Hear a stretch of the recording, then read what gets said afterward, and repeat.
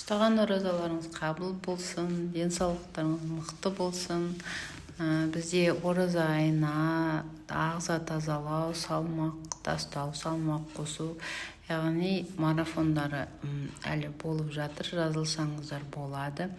Дұрыс тамақтанудан арнайы таңғы сәресінде ақпараттар болады. Әрине, сіз менің марафоныма қосылу арқылы сондай ақпараттарды тегін ала аласыз. Миллионға тұратын тегін ақпараттар ғой. Негізі оны кәдімгідей диетологтар сатып алады, оны пәленбай ақшаға. Біз оның бәрін тегін бере саламыз, құнды ақпараттарды.